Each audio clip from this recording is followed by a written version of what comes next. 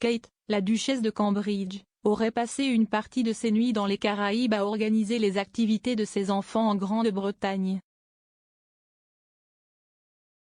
Kate s'est avérée être une maman active même à des milliers de kilomètres de ses enfants bien-aimés, le prince George, la princesse Charlotte et le prince Louis. Des sources royales ont affirmé que la duchesse de Cambridge avait été touchée par le décalage horaire après un voyage de près de 12 heures du Royaume-Uni au Belize. Et, ont-ils dit, Kate s'est retrouvée à passer certaines de ses nuits blanches à organiser les rendez-vous de ses enfants, les horaires de sommeil et les dates de jeu via des messages WhatsApp envoyés à 4 heures du matin, heure du Belize. Le programme géré par la duchesse allait des matchs de football de Prince George aux leçons de ballet de la princesse Charlotte.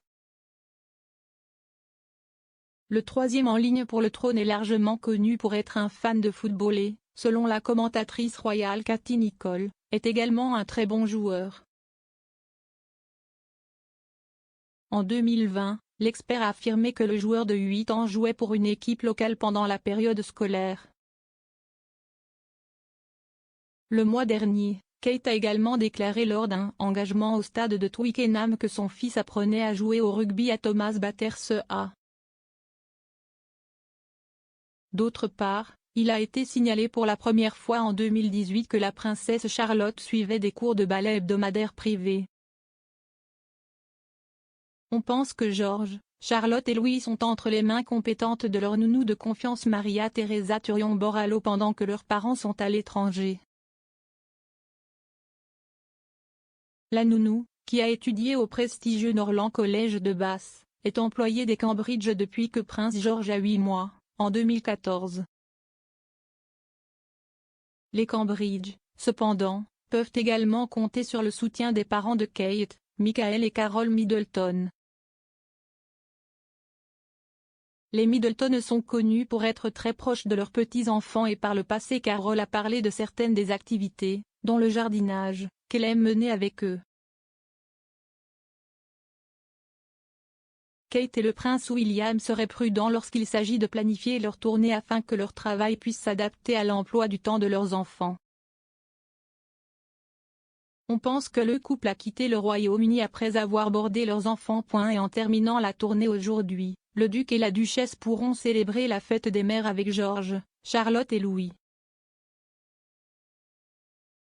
En octobre 2019, alors que les Cambridge entreprenaient une tournée au Pakistan, Kate et William auraient planifié leur départ afin qu'ils puissent toujours voir leurs enfants à l'école.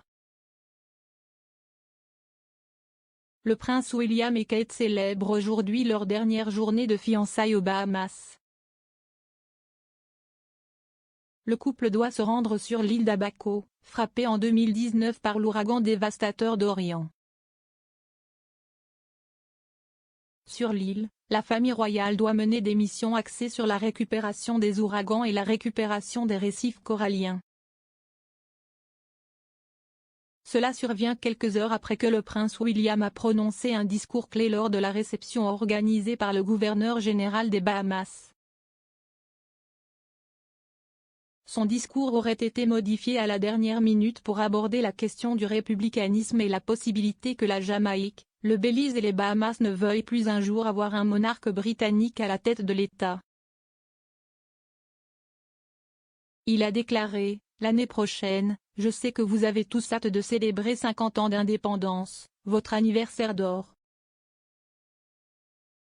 Et avec la Jamaïque célébrant 60 ans d'indépendance cette année, et Belize célébrant 40 ans d'indépendance l'année dernière, je tiens à dire ceci, nous soutenons avec fierté et respectons vos décisions concernant votre avenir. » Les relations évoluent. L'amitié perdure. Le discours comprenait également des sujets plus légers, notamment une mention de la régate du Jubilé de platine qui s'est tenue plus tôt dans la journée, qui l'a remportée. Il a déclaré, « Quant au résultat de la course, la discrétion est la meilleure partie de la bravoure. Particulièrement si vous avez gagné et que votre femme est arrivée en dernier. »